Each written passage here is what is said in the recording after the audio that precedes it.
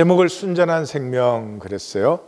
C.S. 루이스의 Mere Christianity, 우리가 순전한 기독교 이렇게 번역을 했죠. 그래서 이 Mere 그럴 때 사실은 제일 가슴에 와닿는 번역은 그냥이에요. 그냥 그리스도교. C.S. 루이스의 책도. 그래서 순전한 생명 그럴 때 그냥 생명. 근데 그냥 생명 그러면 해석이 마음대로 될 수 있어서 순전한 생명 그랬습니다. 이 주제가 스룹바벨 이후에 계속 흐르고 있어요. 그래서 우리가 집으로 하는 작품을 봤죠. 그 상우 할머니는 그냥 사신 분이에요. 그 다음에 집으로 가는 길에서는 그냥 사랑한 사람들이에요. 사랑하기 때문에 무슨 조건을 충족시켜줘야 되고 서로에게 요구가 있고 그런 것이 아니고 그냥 그 가슴이 자연스럽게 흘러나오는 사랑. 그 다음에 지난주에 축제 그 엄마, 너무나 가난하고 어려운 그 상황 속에서 살지만은 자기의 가슴을 배반하지 못하는, 그래서 그 가난한 가운데도 결코 이익 챙기지 않고 계산으로 살지 않고 그냥 뭘 잘할 수는 없지만 가슴의 진실, 자신을 지킨 그냥 살아온 삶, 그것이 이번 주, 다음 주까지 이사야의 두 번째 대단락이 마감되는 때까지 흐르는 주제입니다. 오늘도 나눔 가이드를 먼저 나눕니다. 신앙은 종교적 위대함도 현상적 영웅됨도 아닙니다. 종교는 이 영웅화 시켜놨죠. 모든 성경의 인물들은 영웅화 시켜놨죠. 대표적인 게 예수님이죠. 예수님은 이 땅에 오셔서 그냥 사신 분이에요. 하나님이 생명 주셨지 않니? 그냥 살면 우리 서로 하나 되고 그냥 살면 용서하고 그러는 거야. 그것뿐인 예수님을 이 종교의 막 창시자로 만들어야 되니까 왕관을 씌우고 별짓을 다 해놨죠. 하나님께서 창조하신 생명의 존엄함을 알기에 어떤 조건 이익에 앞서 나의 가치를 배반하지 않는, 이 시대는 불행해요. 돈 몇 푼에 내 가슴의 진실은 아무것도 아니에요. 거짓이라는 게 보편화, 인류화되어 가지고 돈 몇 푼에도 당연히 그걸 챙길 수 있다면 거짓된 게 허용되고 인정되고 공용되는 그런 세대, 정말 구원이 어려운 세대에 살고 있어요. 나의 가치를 배반하지 않고 내 가슴의 진실을 지킬 뿐인 그 옛날 다윗처럼 골리앗 앞에서도 시글락의 이익 권리 챙기기보다 생명의 존엄함을 앞세워 더불어 살기를 열매 맺었습니다. 생명을 존엄하게 여기면 더불어 살기는 그냥 당연히 되는 것이고 열매죠. 성공, 성취, 화려함보다 함께 하나인 생명 본질을, 하나 될 수 없는 생명은 어떻게 생명이겠어요? 생명 본질을 피웁니다. 그 가슴이 흘러 스룹바벨 씨가 맺혔고 예수님의 열매로 완성되었습니다. 언제까지? 내 돈으로 산, buying. 지금 이 시대에는 내 돈으로 산 내 삶밖에 없어요. 내 삶이 뭐냐? 내 돈으로 산 거예요. 집을 얼마짜리 샀느냐? 차를 얼마짜리 샀느냐? 옷을 얼마짜리 입느냐? 일을 해서 돈을 얼마 받느냐? 바벨론 제국도 하나님 앞에는 좁쌀인데 내 돈으로 산 내 제국 언제까지 지킬 것입니까? 사람의 이 자긍심이라고 하는 것은 자연스러운 본성이에요. 억만금을 주어도 내 가슴의 진실을 배반하기 힘든 것이 사람이에요. 근데 이 자본주의에서 우리가 물질화되어 버려가지고 돈 몇 푼에 하나님에게까지도 거짓되기에 전혀 부담이 없는, 서슴지 않는 그런 무기력해진 삶을 살고 있습니다. 우리 개개인의 잘못도 있을 수 있겠지만 그런 시대를 우리가 살고 있어요.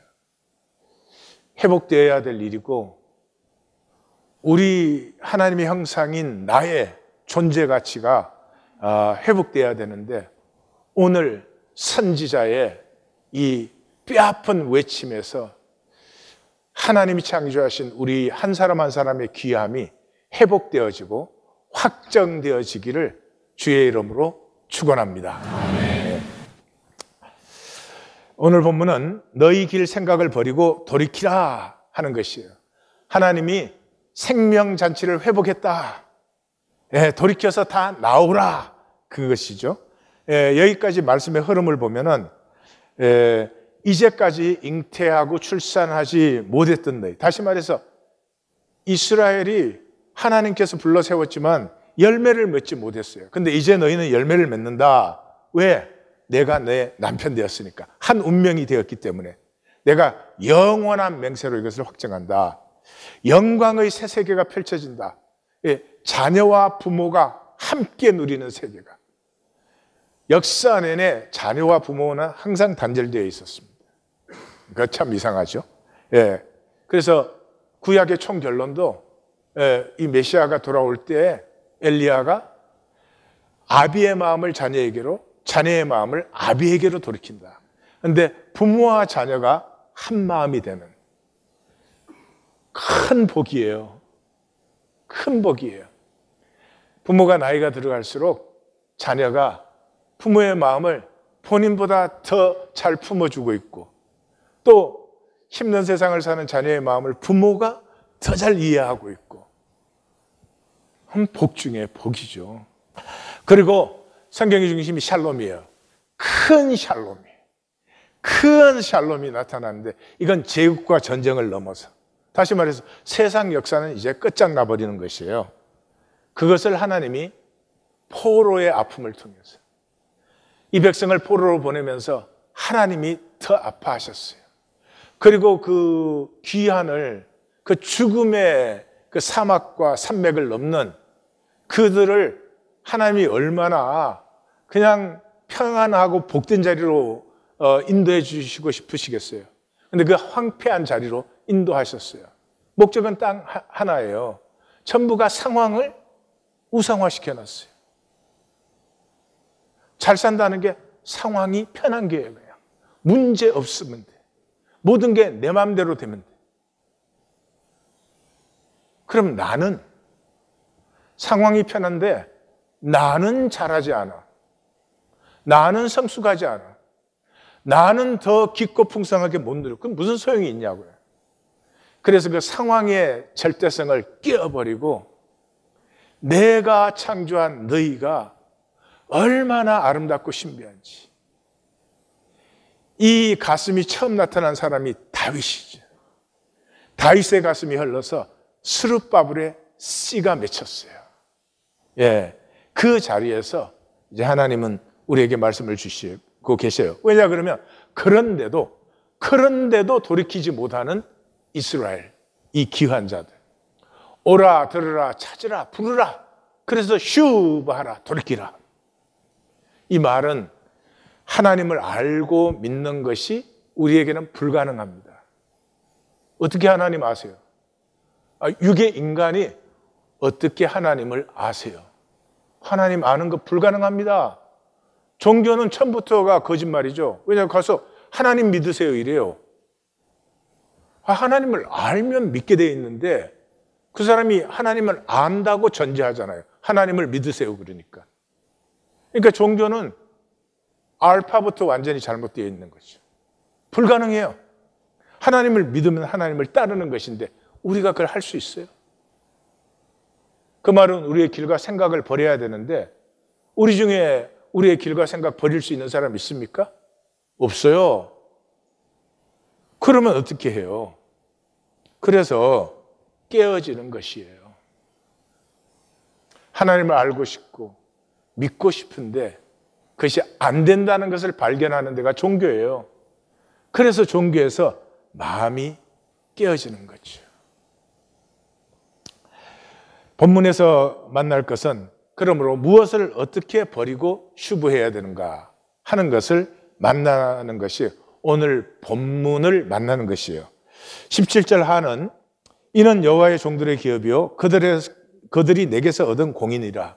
내게서 얻은 것이다 하는 것에서 이렇게 벌써 눈치가 딱 잡히시죠? 내가 만든 게 아니고 하나님에게 받아야 된다. 여호와의 신탁이다. 그래서 이걸 앞부분의 결론으로 하면은 너희 유업은 세상에서 쟁취하는 게 아니라 여호와 하나님 나를 누리는 것이야. 내 가슴을 누리는 것이야. 이것을 이제 앞으로 오는 본문의 서문으로 삼으면 너희 길과 생각을 버리고 여호와의 유업을 누려라. 눈치가 또 금방 채이시죠. 그죠? 여호와의 유업을 누려라. 다윗처럼. 네, 그렇죠. 1절과 2절은 복음 배척하고 저주를 유업 삼는 너희. 죄송합니다. 우리 얘기예요.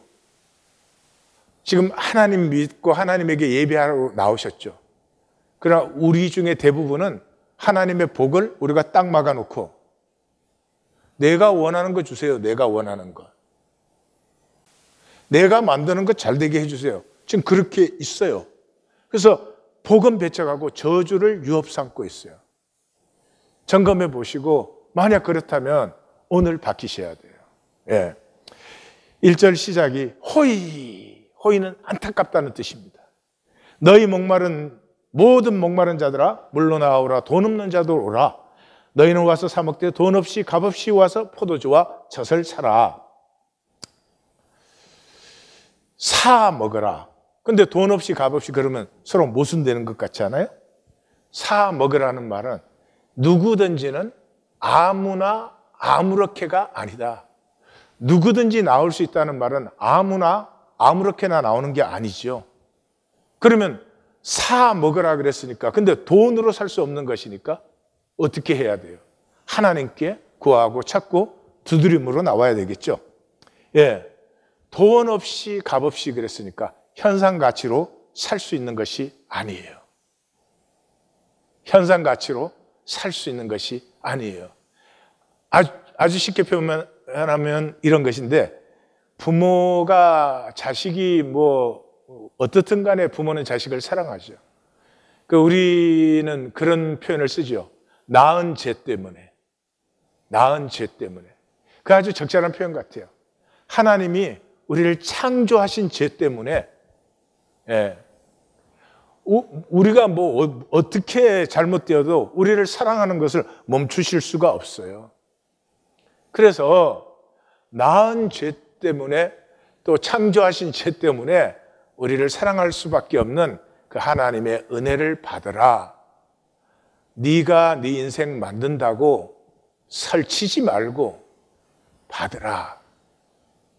근데 그 설치는 사람은요, 두려움 때문에 설쳐요. 자기가 안 될 것 같은 두려움에. 그래서 설치니까 안 되게 돼 있어요. 누리는 사람은 그냥 하나님이 은혜 주시는 것을 자연스럽게 생각해요. 그래서 잘 되는 것이에요. 사실 오늘 본문 속에는 이 두려움이 이렇게 계속해서 흐르고 있습니다. 너희가 어찌하여 양식 아닌 것을 위하여 은을 달아주며 배부르게 하지 못할 것을 수고하느냐? 너희는 내게 쉐마 그러면 좋은 것을 먹을 것이며 영혼이 기름진 것으로 즐거움을 얻으리라. 우리 번역은 저기를 자신이라고 했는데 3절은 똑같은 네페시인데 또 영혼이라고 잘 번역을 해놓고 저긴 자신이라고 했어요. 아마 잘 번역하려고 한 거겠죠. 너희 영혼이. 다시 말해서 사는 것, buying, purchasing. 사는 것으로 유업 삼는 바보들아. 누구 얘기하는 것 같아요?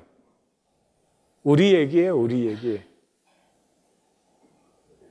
당신이 누구십니까? 라고 물으면 돈으로 사는 것으로 생각해요. 예? 내가 어떤 집에 살고 있고 어떤 옷을 입고 아이를 어떤 학교에 보내고 내가 어떤 직장에서 돈을 얼마나 받고 그건 누리면 되지. 그게 나 아니죠. 은혜를 알라. 예레미야 선지자는 선지서를 시작하자마자 아주 잘 표현하고 있죠. 이 백성이 두 가지의 악을 행하였다. 첫째는 생수에 근원되는 나를 버린 것이고, 생수에 근원되는 나를 버렸으니까 자기들이 스스로 웅덩이를 팠는데 물을 가두지 못할 터진 웅덩이다. Exactly. 우리는 하나님은 버리고요, 돈으로 사는 것으로 살아요. 그리고 그것을 마음대로 살 수 있다면은 정말 영혼도 내줄 거예요.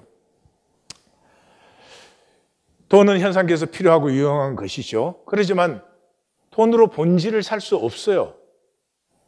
뭐 그러잖아요. 좋은 침대는 살 수 있지만 잠은 살 수 없다. 뭐 비싼 집은 살 수 있지만 행복한 가정은 살 수 없다. 그렇게 말하면서도 또 큰 집 살려고 살아요. 그래서 예수님은 이렇게 말씀하셨어요. 불의의 재물로 친구를 사귀라. 그리하면 그 재물이 없어질 때 그들이 너희를 영주할 처소로 영접하리라. 종교는 이런 말 들으면 헷갈려해요. 너무나 당연한 말씀이죠. 돈은 의가 아닙니다. 돈은 의가 아닙니다. 이 세상에서는 돈이 의지요. 그래서 돈 있는 사람이 말하면 좀 더 권위가 생겨요. 내 말하면 좋은 사람이 돈 있는 사람이 말하면 쫑긋 귀를 세우고 들어.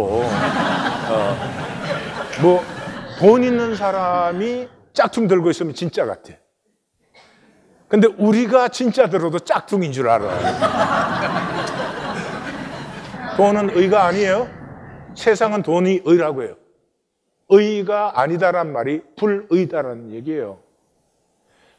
그 불의한 돈을 이 세상에 살면 쓸 수밖에 없죠. 근데 어디에 쓰라고요? 친구를 사귀라. 근데 그 친구가 어떤 친구예요? 영주할 처소로. 영원한 관계를 맺는데 돈을 쓰라. 단절되어가지고 난 네보다 큰 집 가졌다 이런 거에 쓰지 말아라. 그런 거죠. 그래서 돈은 악의 뿌리예요. 돈은 악의 뿌리예요. 예. 이 돈이 인간 가치를 말살해요. 제가 그랬죠. 구원받은 사람은 사람을 볼 때 사람이 보인다고. 그런데 세상에 속한 사람은 사람 보면 돈이 보여요. 얼마나 잘났는지 성공했는지 뭐 비싼 거 가졌는지 그게 보여요. 인간 가치를 말살시켜요. 그러므로 돈이 없으면 아마 이 사회의 죄와 악과 거짓의 90% 이상 없어질 거예요. 그래서 성경은 돈을 사랑함이 일만 악의 뿌리다. 종교는 또 이걸 헷갈리게 해요. 아, 돈이 악의 뿌리가 아니고 돈을 사랑함이 또 악의 뿌리다 또 이래요. 정말 갖다 붙이기에 도사들이야. 사랑함을 빼도 말이 돼요. 돈이 악의 뿌리예요. 그런데 그걸 사랑까지 한다 이 말이에요. 악의 뿌리를 왜 줘야 해요? 사랑하기 때문이에요. 그래서 부모 장례에도 이슈는 돈이에요. 저는 수많은 장례를 치렀지만은 장례를 치르고 흐뭇한 마음으로 돌아오는 것은 몇 번 안 됩니다. 그 부모와 헤어짐을 자식들이 정말로 가슴 아파하고 안타까워하고 그 모든 함께했던 시간들이 자식들의 가슴에 생생하게 살아있는, 그래서 함께 산 것이 복되고 기쁘게 느껴지는 그런 장례 참 드물어요. 이슈가 돈이에요. 그럼 망자도 산자도 다 없는 거예요. 돈밖에 없는 거예요. 예. 돈은 잘 써야 본전이에요. 잘 들으십시오. 돈은 잘 써야 본전이에요. 돈으로 도운 것은 도와줬다는 생각을 잊어버리세요. 왜냐 그러면 돈으로 도움받은 것은 기억되지 않아요. 이따 보시겠지만. 그 다음에 돈으로 관계하는 것은 진짜 관계를 피하는 것이에요. 가장 어리석은 것이 자식을 돈으로 기르는 것이에요. 도우실 때 돈으로 돕고 관계할 때 돈으로 관계하실지라도 가슴을 담지 않으면 돈으로 한 것은 본전이면 다행인 것이에요. 3절에서 4절은 은혜를 누린 타이스 유업이에요. 야, 너희 그 돈으로 너희 세계 만들지 말고 은혜 받아라 그랬잖아, 1, 2절이. 그래서 3, 4절은 샘플을 보여주는 거예요. 너희는 귀를 기울이고 내게로 나와 쉐마하라. 그리하면 너희 영혼이 살리라. 내가 너희를 위하여 영원한 언약을 맺으리니 곧 다윗에게 허락한 확실한 은혜니라. 우리 그 변형했는데 세 단어예요. 아멘 헤세드 다윗. 그대로 원어대로 표현하면 다윗은 헤세드, 은혜로 인침받은 사람이에요. 은혜로 인침받은 사람이에요. 계시록에 가면 구원받은 자들은 14만 4천은 성령으로 인침받죠. 예, 멸망하는 자들은 666으로 인침받죠. 666이 뭐예요? 돈이요, 돈. 돈으로 인침. 지금 이 세계는 돈으로 인침받은 사람들이에요. 돈이 아이덴티티고, 돈이 자기 가치고, 돈이 자기 능력이고, 그래요. 돈은 필요한 거지만 쏟지는 마세요. 쏟을 필요는 없죠. 그래서 behold, 해인, 이게 보라한데 굉장히 심각한 보라죠. 예? 해인, 내가 그를 만민에게 정인으로 세웠고 만민의 인도자로 세웠고 만민의 지휘관으로 삼았다. 그러니까 정리하면 쉐마, 다윗은 하나님을 사랑해서 하나님의 말씀을 이렇게 쉐마한 사람이에요. 3일상을 읽어보시면 전쟁을 하는데 이쪽 길로 갈까요? 저쪽 길로 갈까요? 저 나무 밑에 있을까요? 없을까요? 이렇게 하나님하고 대화하는 사람이에요. 하나님의 말씀이 영혼의 운행 역사하는 사람이에요. 쉐마는 반드시 영혼을 살려요. 영혼이 살면 섭리가 보여요. 섭리가. 섭리가 보이면 가치의 반전이 보여요. 예. 이 귀한 자들은 그 어마어마한 솔로몬의 성전은 부러워하면서 다윗의 장막을 기억을 못해요. 하나님 앞에서는 그 다윗의 장막이 자기 궁궐도 못 지은 사람 아니에요. 따지면 솔로몬보다 10만 배, 100만 배 더 위대한 왕이잖아요. 근데 자기 궁궐도 못 지었잖아요. 하나님이 장막에 계시는 것이 너무나 안타까웠어요. 하나님이 받으시는 그 마음은 우주보다 더 사랑스럽고 커요. 근데 솔로몬이 아무리 커봐야 하나님에게는 학고방이다. 스데반이 말하잖아요. 학고방 같은 거 지어놓고 아직도 귀한 자들 중에서 이 스룹바벨의 씨를 못 받는 사람은 이유가 가치 반전이 안 일어났단 말이에요. 가치 반전이. 왜 가치 반전이 아니라 섭리가 안 보이니까, 현상만 보이니까. 그래서 가치 반전이 일어난 사람은 은혜를 유업으로 받아요. 하나님의 사랑을, 하나님의 가슴을, 그냥 하나님 자신을 누리는 거죠. 그래서 이사야서에서도 그러잖아요. 701년 유다가 끝날 수밖에 없는 절명의 시간이죠.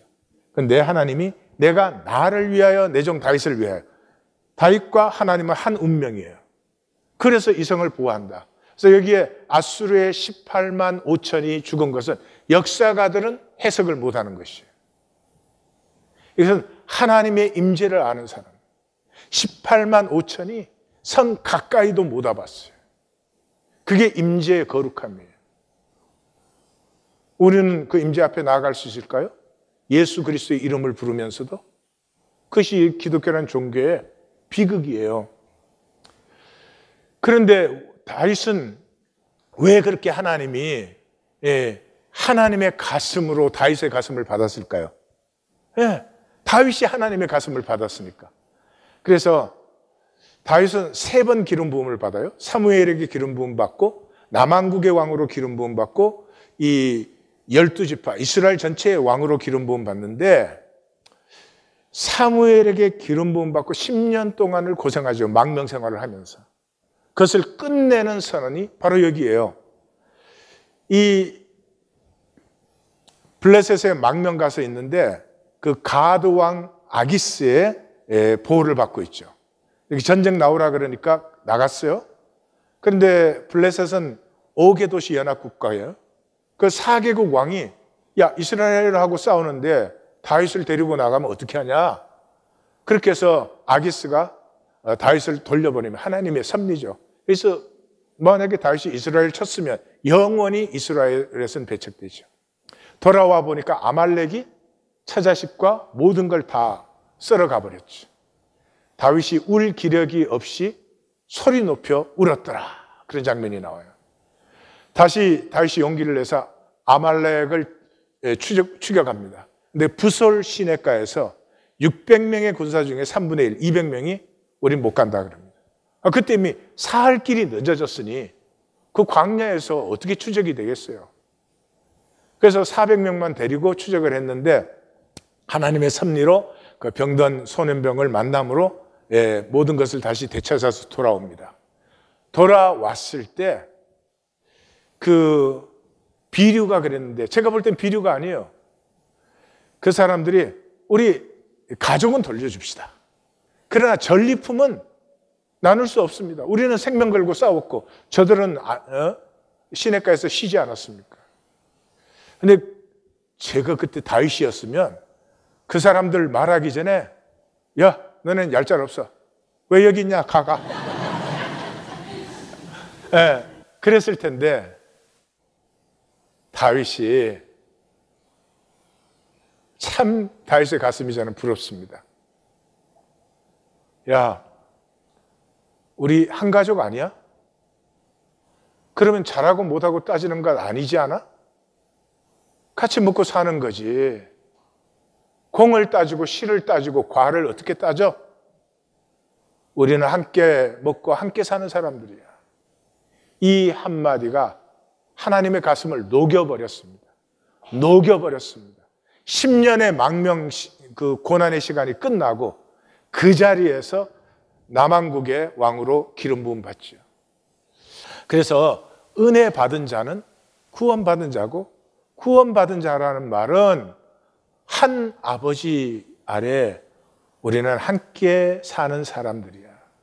그런다고 얼마나 하나 되겠어요? 그런다고 얼마나 통하겠어요? 그러나 중심에 우리는 한 형제 자매고 함께 사는 사람이란 그 의식이 있어서 세상 사람과 똑같이 생각할 수밖에 없는 순간에 겨자씨만한 변화가 일어나는, 하나님의 개입이 겨자씨만큼 허용되어지는 그 작은 것을 하나님 보시고 그렇게 기뻐하시고 사랑스러워 하시는 것입니다. 15절은 17절 하를 확인하는 것이죠. 여호와의 종들의 기업이요 여호와께 받은 의다 하는 것을 다시 해인 보라 behold 내가 모르는 나라를 내가 부를 것이며 너를 모르는 나라가 너에게로 달려올 것이다. 온 세계가, 네가 알든 모르든 온 세계가 너에게로 온다. 그리고 여기서 풀 타이틀이 나오죠. 여호와 네 하나님 이스라엘의 거룩하시니. 여기 빨간불이 이제 반짝반짝반짝 터지는 거죠. Must be something very important. 말미암음이라 그가 너를 파에르는 영화롭게 했다는 말이죠. 그러니까 쉐마로 누리는 영광스러운 은혜의 유업. 저는 이 말로 정리하는 걸 참 하는데 싫어합니다. 2장에서 이미 말했잖아요. 만방이 시온으로 나온다. 여호와의 산에 오르자 야곱의 하나님의 전에 이르자. 이는 율법이 시온에서 나오며 여호와의 말씀은 예루살렘에서. 그래서 열방이 하나님의 통치 안으로 모이는 그것이 드디어 너희에게 이루어진다. 언제? 너희를 창조하고 너희가 복되기만을 바라는 하나님의 가슴을 받을 때. 6절에서 7절은 불의한 길, 생각. 이게 뭐예요? 2절에 돈으로 사는 삶. 돈으로 사는 게 자기인 줄 아는 그걸 버려라.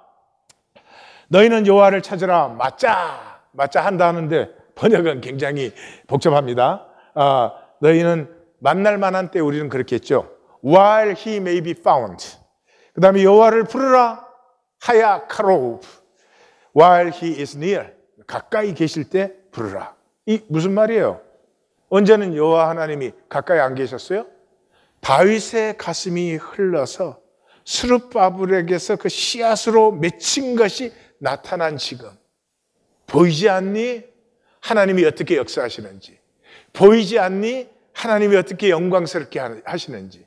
이게 나타났을 때 받아. 제발 구하고 찾고 두드려라. 악인은 그 길을 불의한 자는 그 생각을 버리고 여호와께로 슉 돌아오라. 그리하면 그가 긍휼히 여기시리라. 긍휼, 하나님의 긍휼. 그래서 예수님은 이걸 자기 사역의 두 중심으로 삼았죠. 우리 하나님께로 돌아오라. 그가 너그럽게 용서하시리라.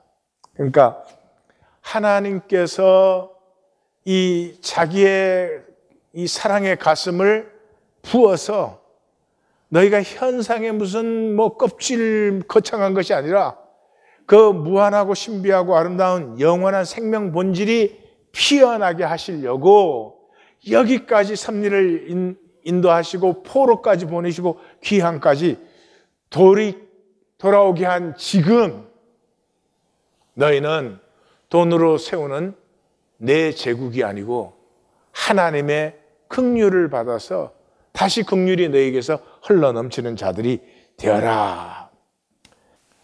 오늘 본문은 네가 네 능력으로 만드는 그 삶에서 돌이켜라, 구원의 복을 받아라 하는 것이에요.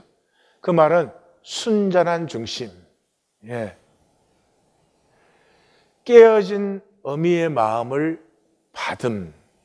이게 이제 말의 온도라고 하는 정지아 씨의 작품의 그 내용인데요. 이 작품은 이혼한 50대 중반의 딸이 이제 큰오빠가 너 시골 내려가서 엄마 모셔라 자꾸 부탁을 해서 시골에 내려와서 엄마를 모셔요.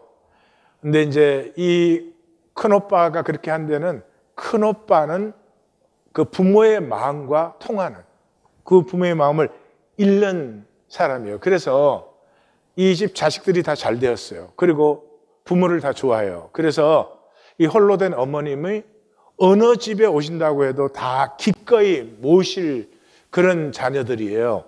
그런데 큰오빠는 알아요. 엄마는 누구 집에도 결코 오시지 않는다. 그래서 이혼한 그 막내 여동생 보고 네가 내려가서 엄마 모셔라. 그래서 이제 내려왔어요. 입이 이만큼 해서 내려왔죠. 근데 그 부모님이 자기가 이혼하고 나서 그 나이가 많으신데 계속 농사를 지어요. 엄마, 아빠, 우리 다 뭐 먹고 살 만큼인데 뭘 그렇게 일을 하지? 이제 그만하고 좀 쉬세요. 그러면은 뭐 심심해서 일을 하지. 그러면서 그렇게 농사 지은 것 가지고 이 혼자 자식 기르는 이 딸네 집에 맨날 먹거리 갖다 놓고 이 먹거리 갖다 놓고 돌아간 뒤에 보면 반찬통에 돈 들어있고 그렇게 해요. 그런데 이제 그래서 이 딸이 이제 그 시골집에 내려갔더니 엄마가 자기가 사랑방으로 가겠다는 거예요. 이 이혼한 딸이 엄마에게 얹혀 산다는 그런 느낌을 안 주려고 안방을 내주는 거예요. 그러니까 절대로 안 된다고 그러니까 그 엄마가 그러는 거예요.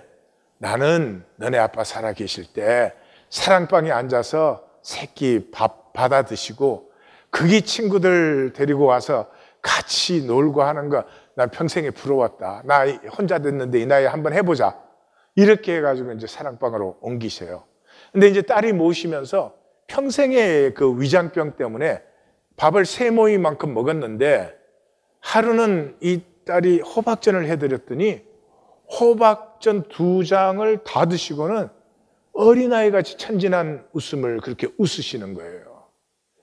그때로부터 엄마가 뭘 좋아한다. 엄마의 체질이 원하는 이렇게 밥을 해드리면서 그냥 그 위장병이 싹 없어졌어요. 엄마가 나같이 복 많은 여자가 어디 있냐. 그러면서 너희 기를 때 못 먹이고 못 입히고 너는 또 딸이라고 곱절로 고생시켰는데 나는 참 너희가 고맙다. 그래요. 한번 들어보세요. 잘 키웠으니까 총구석에서 자식들 다 이만큼이나 됐지. 어디 우리가 잘 키웠가니. 너가 알아서 잘 컸지. 니는 딸이라 집안일 거둔다고 오래비들보다는 곱절로 고생을 했는디. 불평 한번 안 하고 잘 커줘서 참말로 고맙대. 정말로 고마워 죽겠다는 듯 매번 눈물을 글썽이며 등을 쓰다듬었지만 오빠들은 몰라도 내가 불평 한번 안 했다는 건 100% 거짓말이다. 어린 시절 나는 늘 입이 대빨이나 나와 있었다. 돌이켜보면 그 시절 부모치고 차별이 덜했는데도 그랬다. 달이 뜨도록 일하는 어머니를 대신해 저녁을 준비할 때면 오빠들 들으라고 일부러 스텐 그릇을 집어 던지듯이 다뤘다. 텃밭에서 채소 좀 따오라는 어머니 말에도 오빠들은 손이 없냐 발이 없냐 매번 불뚝거렸다. 아침마다 도시락 싸는 어머니 옆에서 매눈을 하고 오빠들 반찬과 내 반찬이 하나라도 다른 게 있는지 감시했고 오빠 중 누구라도 새 옷을 얻어 입은 날이면 식음을 전폐했다. 결국 어머니는 땡빚을 내서라도 내 옷을 살 수밖에 없었다. 대학에 진학할 때는 무려 보름을 굶었다. 귀여디 귀연 딸 자식 어찌 천리 타양으로 보내겠냐. 광주 교대로 가자. 귀하디 귀한 딸 자식이라서가 아니었다. 그때 서울서 대학원과 대학에 다니는 오빠 둘은 단칸방에서 자취를 하고 있었다. 내가 가면 방 2개짜리로 옮겨야 하는데 농사 짓는 부모님으로서는 그럴 여유가 없었다. 오빠 둘 등록금만 해도 허리가 휘었다. 등록금도 싸고 기숙사도 있는 광주교대가 부모님으로서는 최선의 선택이었다. 그러나 코딱지만한 동네를 벗어나 서울로 가는 게 소원이었던 나로서는 딸이라고 차별하는 것으로밖에 생각되지 않았다. 식음을 전폐한 끝에 기어이 서울교대로 진학했다. 나는 그런 딸이었다. 불평 한 번 없었다니. 예, 이게 우리의 신앙생활이에요. 하나님이 우리를 창조하셨을 때는 제일 먼저 복 주셨잖아요. 그리고 다스림의 권세까지 위임했잖아요. 그런데 그 하나님의 가슴은 모르고 내가 만든다고, 내가 돈 벌어서 나 만든다고 모든 진실된 가치, 본질 가치는 다 패해버리고 껍질도 시식 껍적한 것 갖다 붙이고는 그 사는 우리의 모습이에요. 그리고 이 어머니는 가족을 섬기는데 정말 죽게 하듯이 합니다. 이 딸은 결국 대학원 박사 과정까지 했지만은 그냥 이 다른 형제에게 질 수 없다는 그 경쟁의 심 하나로 공부를 하고 그만큼 성취를 했어요. 그런데 그 사이에 자식하고도 진정한 관계를 못 맺었고 남편하고도 이혼할 수밖에 없는 그런 관계가 되고 말았어요. 들어보세요. 소고기 묵국을 떠먹던 어머니가 한박 웃음을 지었다. 니는 참말로 못하는 것이 없으야. 출근하고 사니라 밥도 제대로 못해 묵었을 것인디 어찌게 요렇게로 만나다냐. 나가 한 것보단 100배 만나다. 나는 평생 밥만 하면서 살았는데도 요런 맛이 안 나더만. 그럴 리가 만무했다. 어머니 솜씨는 동네에서도 유명했다.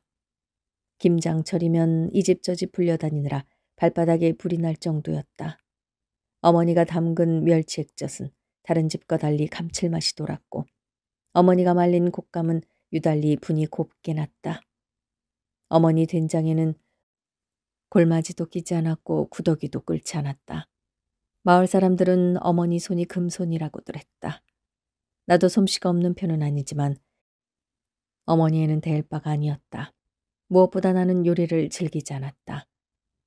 현이 군대에 가고 난 뒤 만세를 불렀을 정도다. 아들 군대 가는 걱정보다 식사 준비로부터 해방된 기쁨이 더 컸다. 삼시세끼 먹는 것이 나에게는 살기 위해 어쩔 수 없이 감내해야 할 귀찮고 고통스러운 의식일 뿐이었다. 어머니는 달랐다. 어머니에게 음식은 가족을 먹여 살리는 성스러운 의식이었다. 겨울이면 어머니는 2시간을 걸어 읍내 장에 갔다. 자식들에게 비린 것을 먹이기 위해서였다. 동태 한 궤적을 머리에 이고 온 어머니는 범프가 설치된 수도가에서 차디찬 물로 반나절에 걸쳐 동태를 손질했다. 동지섣달 칼바람이 휘몰아쳐도 어머니의 칼질은 멈추지 않았다. 어머니가 손질한 동태로 끓인 국은 콩나물국처럼 맑디 맑았다. 어머니는 꼬막도 일일이 칫솔로 닦았다. 우리 식구 먹을 양을 하나하나 칫솔로 닦으려면 그 또한 한나절이었다. 어머니 손은 겨우내 발갛게 곱아 있었다. 힘들게 누가 그러고 있어. 그냥 양재기에 담고 한 번에 빡빡 문지르면 되지. 어느 겨울 보다 못한 내가 한 소리 했더니 어머니의 발간 손으로 꼬막을 박박 닦으며 말했다. 내 자식이 입으로 들어갈 건데 그럴 수가 있까디? 하늘로 떠받쳐도 아깝고 귀한 내 자식들인데. 부모가 자식을 귀히 여겨야 놈들도 귀하게 여기는 법이어야. 여기까지가 순전한 가슴이에요. 예? 내가 이렇게까지 귀하게 기르니까 너는 잘 돼야 돼. 그건 욕심이에요. 이 현대는 그 선을 넘어버렸어요. 그리고 그 선을 넘는다는 것이 얼마나 저주인지를 몰라요. 자식이 영물이에요. 부모가 아무 말 안 해도 나를 나로 즐거워해주는 부모를 만난 자식은 기상이 살아나요. 그런데 말은 안 하는데 바라는 게 있어. 그럼 자식은 그 부모의 바람을 성취시켜주고 싶지요, 당연히. 근데 성취시켜주고 싶은 게 아니라 그게 무거운 납덩이가 돼요. 잘 안 되거든요. 예. 그래서 이 딸이 모시면서부터 엄마 체질에 맞는 식사를 만들어주기 시작하면서부터 평생 앓던 속병이 없어져요. 그리고 그러고 보니까 평생을 아버지 식성에 맞춰서 짜고 맵게 드셔가지고 그렇게 병을 앓았던 것이에요. 근데 이제는 아픈 데가 없다. 나는 이제는 아픈 데가 없다. 그러죠. 예, 엄마는 이 남편을 누리고 자식을 다 누렸어요. 그런데 내가 성취해서 뭔가를 보여주겠다는 이 딸은 자식도 남편도 못 누리게 되고 말지요. 또 한번 들어보십시오. 긁어 본 게 시집 오기 전에 생일이라고 어쩌다 미역국을 끓여주면 손도 안 댔어야. 네 말이 맞는갑다. 어머니와 말을 하다 보면 이상한 대목에서 심장이 저렸다. 어머니가 아니고 외할머니의 딸이던 시절에는 먹고 싶지 않은 것을 먹지 않기도 했던 것이다. 그러니까 어머니는 처음부터 어머니가 아니라 한때는 마음껏 투정을 부려도 되는 딸이기도 했던 것이다. 16세 시집와 22의 큰오빠를 낳았으니 어머니가 어머니로 살아온 세월은 67년, 어머니가 딸로 살아온 세월은 고작 16년이었다. 어머니가 딸이었던 시절을 나는 전혀 알지 못한다. 시집 오기 직전에 외할머니가 세상을 떴고 어머니가 일찍 간 자신의 어머니를 두고 평생 애달파했다는 것만 알고 있을 뿐이다. 어머니는 숟가락을 든 채 멍하니 생각에 잠겨 있었다. 아마 자신의 어머니가 살아있던 어떤 시절의 기억을 더듬고 있을 터였다. 어머니가 어머니 된 것은 사실 자신을 희생했기 때문에 자신이 된 거죠. 이건 현상 세계는 전혀 몰라요. 만들어야 되는 사람들은 그 만들기에 바쁘지, 나를 희생함으로 피어나는 생명을 모르는 거죠. 예, 시골에 내려와 있으니까 시간이 있어서 이제 그 읍내에 사는 글짓기 강좌를 나가서 거기서 지은 수필로 책이 나왔어요. 그래서 박사까지 했으니까 좀 잘 써서. 그래서 그 책을 엄마한테 보여드렸는데 식사 중에 엄마가 그 딸의 이름으로 책이 나왔다고 얼마나 좋아하시는지, 그래서 막 그러다가 굴비가 다 식어버렸어요. 근데 그 식은 굴비로 밥상을 깨끗이 비우신 건 그때가 일생의 처음이에요. 이 얼마나 기쁘신지, 보통 때도 식사를 다 못 마치는 분이 밥을 다 드신 거죠. 그리고는 나같이 행복한 년은 없다 이래요. 또 들어보세요. 오늘 할 말이 없어서 자꾸. 아이, 나가 참말 무신복인가 모르겠다. 걱정이 하나도 없어야. 세상에 남이 이렇게 행복한 사람이 어디 있겠냐. 요즘 들어 어머니는 끼니마다 뜬금없이 행복하다는 고백을 했다. 큰오빠에게 말을 전했더니 한참이나 대꾸가 없었다. 엄마가 행복하시다잖아. 좋아하라고 전했구만 왜? 내 말에 오빠는 혀를 찼다. 언제 철들래? 진짜 행복해서 하시는 말씀이겠다. 자식 손주 마음껏 못 보시는데 행복은 무슨? 당신 가시고 나도 아쉬워하지 말라고 우리들 편하라고 하시는 말씀이지. 예, 큰오빠는 엄마하고 통해요. 그러니까 이 엄마의 순전한 마음은 반드시 통하게 돼 있어요. 그래서 큰오빠를 통해서 온 가족에게 다 통하는 거예요. 근데 제일 안 통하던 데가 어디예요? 이 막내딸이에요. 그냥 자기가 딸이기 때문에 차별받을까 떨어질까 그 두려움밖에 없었던 사람. 그것이 오늘날 우리의 생애예요. 성공하지 못할까, 잘 되지 않을까, 보여줄 게 없지 않을까, 그 두려움에 자기가 누군지, 자기가 어떤 관계 속에 있는지 부모, 자식까지 다 잃어버리고 사는 게 오늘 우리의 모습이에요. 생명을 피우는 것은 오름이 아니에요. 긍휼이에요. 그래서 예수님은 이 긍휼을 자기 사역의 2대 중심으로 딱 세우셨잖아요. 예? 그리고 우리가 가꾸는 것은 현상성취가 아니에요. 기억이에요. 내가 얼마나 뭐 이루었느냐, 나 무슨 계급장 달고, 아니에요. 내 생애가 끝난 다음에 나는 자녀들과 나를 아는 사람들에게 어떤 기억을 남겼느냐예요. 그게 성경이에요. 구약, 유월절을 행하여 나를 기억하라. 신약, 떡과 잔을 행하여 나를 기억하라. 생명은 기억이에요. 어제 우리 앞집에 사는 헬렌이 이제 돌아가셔서, 저보다 별로 나이가 많지 않으세요. 근데 돌아가셔서 장례에 갔더니 미국 장의사인데도 참 예쁘게 시실, 그 딕하고 헬렌인데 정말 그 젊었을 때 사진을 보면 배우 같아요. 정말 잘생겼어요. 근데 돌아가신 모습도 굉장히 곱게 해놨더라고요. 그리고 이제 장례식 끝나고 돌아와서 점심 식사 끝나고 이렇게 기도를 하면서 기도를 하는데 그렇게 곱게 해놓은 그 얼굴이 생각이 안 나요. 불과 2시간 전에 본 얼굴은 생각이 안 나요. 죽은 얼굴은. 그런데 생생하게 생각나는 얼굴이 있어요.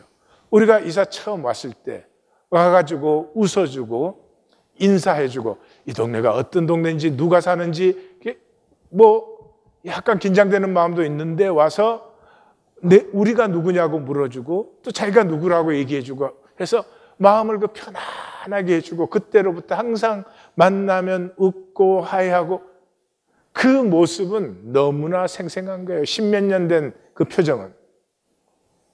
생명의 기억이에요. 나는 어떤 기억을 만들고 계세요? 돈으로 사는 세상은 기억이 사라졌어요. 불안과 욕심밖에 없어요. 사는 삶, 돈으로 사는 삶, 그 뭐 좋고 비싸고 있어 보이기, 그게 전부예요. 그래서 뭐 그 관심이 항상 명품, 뭐 비싼 거, 좋은 거, 뭐 인텔리한 거 이런 거예요. 그래서 뭐 항상 브랜드가 중요하고 반찬 하나를 사와도 이게 뭐 옛날에 임금님께 진상한 거라고. 그 임금님께 진상한 거 먹으면 지가 임금님 되나? 예? 그리고 뭐 전시회 가서 작품을 보고 왔으면 잘 즐겼으면 됐지. 뭐 더 뭐 해석을 멋있게 해가지고 있어 보이려고 그래요. 그 작가는 빛과 어둠의 경계를 표현하는 작가예요. 빛과 어둠의 경계? 나 맨날 하는데 스위치 켤 때 스위치 끌 때도 경계. 아이고 정말 뭐 있어 보이려고 몸부림을 치는 것 같아요. 이런 사람들의 문제가 뭐예요? 현상적인 기품과 인격적 성숙은 전혀 무관해요. 오히려 반비례해요. 이런 게 집착할수록 속사람이 지저분해. 삶의 전형적인 통속화. 오로지 뭐를 가지고 있느냐, 어디를 갔다 왔느냐, 무엇을 구경했느냐, 그걸 전부로 아는 사람들. 한마디로 말하면 그거죠. 값싼 소비자로 전락해 있어요. 내가 무엇을 소비하느냐가 나라고 생각하는 거죠. 너무 불쌍한데 자기는 비싼 거 소비하는 걸 뭐 대단한 일로 생각을 하는 것 같아요. 본질의 반전을 모르는 사람들이죠. 생명은 약함과 초라함과 아픔에서 아름다움이 피어나는 거예요.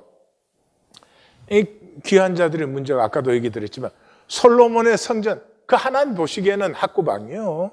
그 솔로몬의 성전을 기억하면서 이 다윗의 장막은, 그 장막 때문에 그 위대한 왕이 자기 궁궐을 짓지 못한 다윗의 장막은 상실해버린 사람, 불쌍한 사람들이야. 긍휼은 우리가 잘났기 때문이 아니에요. 우리가 악하고 죄되기 때문에 더욱더 하나 되는 것이. 진실은 뭐예요? 영적이 아니에요. 순전한 마음, 그냥 마음. 어머니예요? 그냥 어머니가 될 수 없는 세상에 살고 있어요. 어머니들 욕심이 이게 뭐 우주를 덮고 남아요. 욕심 없이 그냥 어머니 되어주는 것, 그냥 친구 되어주는 것, 그냥 성도 되어주는 것. 이게 얼마나 큰 능력이고 신비고 복인지를 잃어버린 시대를 우리를 살고 있어요. 예수님은 그걸 하셨어요. 나사렛 예수는 조용하고 순전하고 소박한 혁명, 혁명이란 말을 붙이기가 전 너무 준비하면서 죄송스러웠는데 그래도 그렇게밖에 표현할 수가 없어요.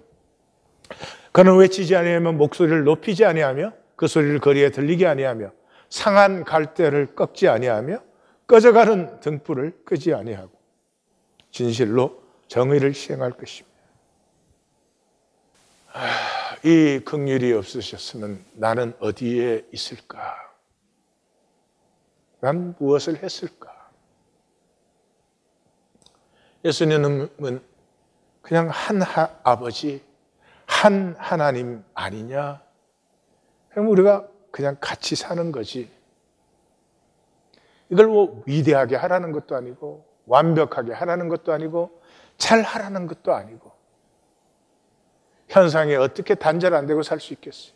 그러나 가슴에 겨자씨만한 통함이 생겨있는 그 큰아들이 엄마의 마음을 이해했으면 얼마나 이해를 했겠어요? 그러나 그 작은 통함이 그 아들과 엄마 사이를 아름답게 할 뿐만 아니라 가장 딴 주소에 가 있는 이 딸까지 아름답게 만들어 버리잖아요. 이것이 이스라엘과 하나님이 영원히 이별하는 이유가 되잖아요. 우리는 한 아버지, 한 하나님이 지으신 바가 아니냐? 그런데 거짓을 행하여 우리 서로 진실이 조금이라도 통하십니까? 진실 통함은 바늘 끝만큼도 없는데 교회당 왔다 간다 한다고 하나님 자녀라고 하고 하나님 믿는다고 하고 구원 받았다고 혹시 각 사람이 자기 행위에게 거짓을 행하여 언약을 욕되게 하는 저희 교회 은퇴 예배는 조용한 혁명선언이에요. 우리는 의가 없어요. 우리는 상하고 통회하는 마음으로 서로를 긍휼히 품을 뿐입니다. 우리가 할 수 있는 것이 아무것도 없습니다. 우리는 작습니다. 생명의 신비는 작을수록 순전하고 아름답고 인간다워요. 이 작은 것이 무시되고 아무 값어치 없는 것으로 전락돼. 작은 것 속에서 겨자씨 같은 중심의 진실을 찾으시는 하나님. 예수님과 말씀은 그것을 우리에게 증거하고 있어요. 우리에게 뭘 잘 믿으라든지 위대하라든지 그런 게 아니에요. 정말 돈으로밖에 살 수 없는, 육으로밖에 살 수 없는 세상 속에서 날마다 내 가치를 배반하고 있음에도 불구하고 내가 내 가치를 배반함을 아파하는 상하고 통회하는 심령만 있으면 그것이 안타까워서 하나님의 긍휼이 임하여서 하나님의 나라를 이루시는 것이죠. 누구나 받을 수 있는 것이고 누구든지 온 세상과 우리를 정말로 새롭게 할 수 있는 상과 생명과 말씀이 우리에게 주어졌는데 끝까지 우리도 안 받고 자녀에게도 안 줄 것입니까? 끝까지 가실 것입니까? 돌이키십시다. 우리 함께 돌이키십시다. 기도하십시다.